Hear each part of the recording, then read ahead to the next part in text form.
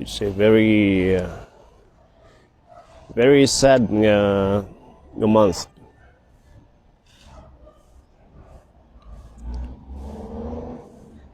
After the event iti Mindanao nga earthquake at had struck iti banda iti tao iti Cotabato and some areas in Mindanao, destroying their properties and killing some people. Si marono iti Taal Volcano nga bimtak.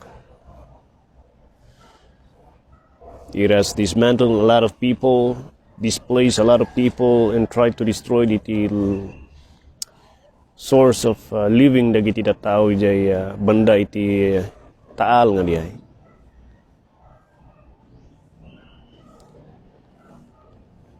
And last Sunday, again the world was shocked to hear and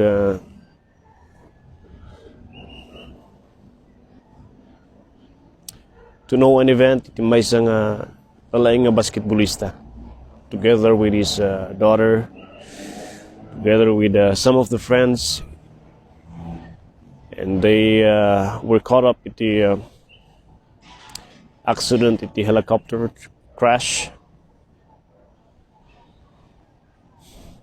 and it grieved a lot of people.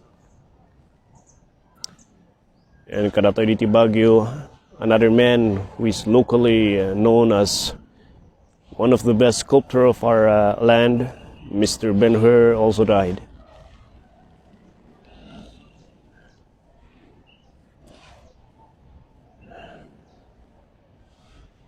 And another sickness in China, scaring the world, threatening the world that it could be possible nga it could erase the population iti Tirong Alubong, nuhaan nga maagapan. The nCoV coronavirus. What a tragedy that we're experiencing right now nga bibiyag kita.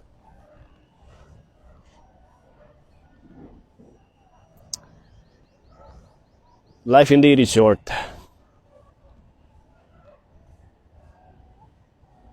Life is just like a flower nga nagpintas iti nagblossom na, panagokrab na, and there are times nga ipakita na iti beauty na, but all the beauties later on in God's time, it will just fade away and it will just collapse.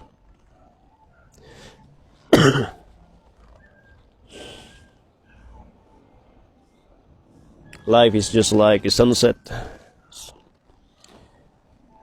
But later on, there will come a time that's the end of life.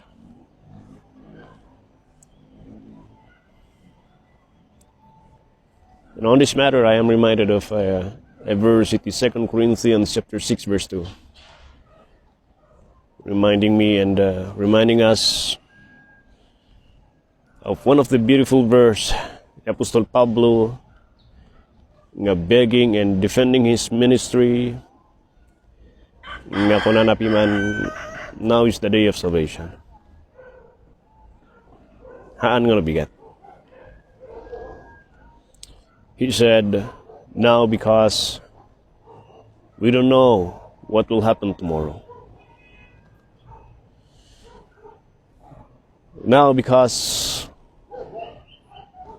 life is so short, and the end, iti life, in the shortness of this life is a mystery that we don't know. A beautiful start, beautiful sunrise that will start today does not guarantee iti napintas nga condition mo nga malpas na tingal daw kat kung mayat ka pa lang, kung si bibiyag ka pa lang. You might be experiencing a good panagbangon,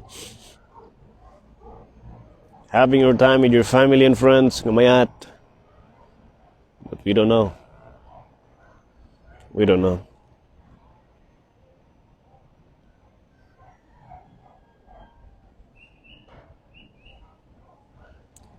Kuna na Apostol Pablo now because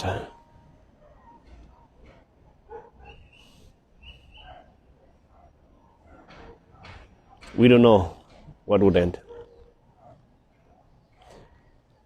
We don't know our end. We don't know no katno ti pagpatinggan ni ti biag, and it is just but right nga as early as now, since we don't know, we are to be ready for it.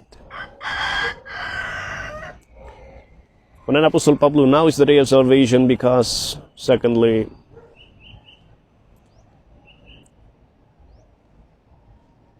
if you have not prepared yourself, itata,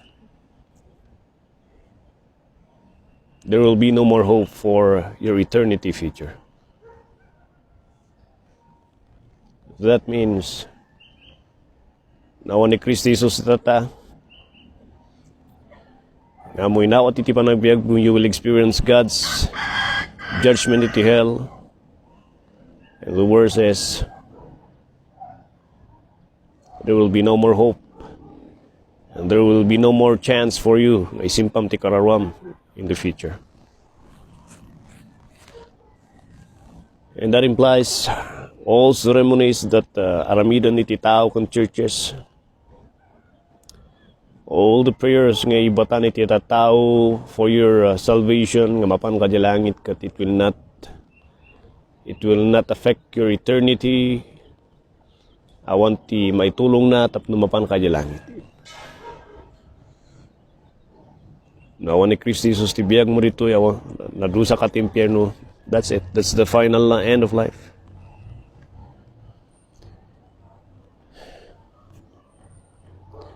Nagmayat na nga panunutan tayo nga Adam ay tulong na dagay, but there is no biblical reference that by praying for the dead people, giving them a beautiful mass,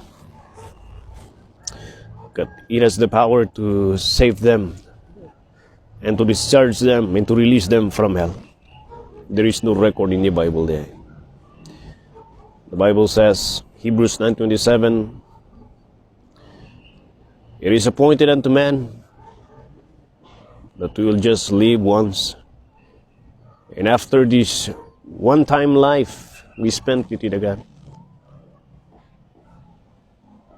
now ni Kristo, there is already an eternal judgment that will happen.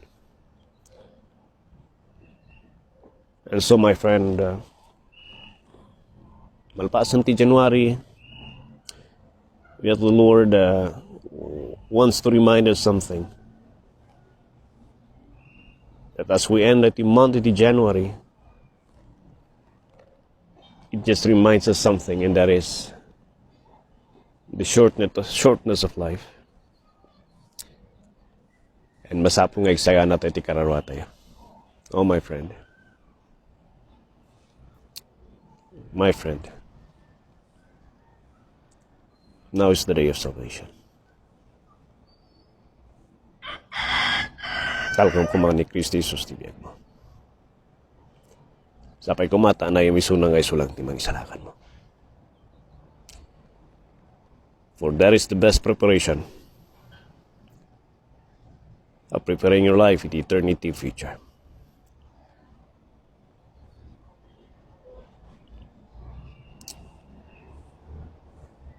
Now is the day of salvation.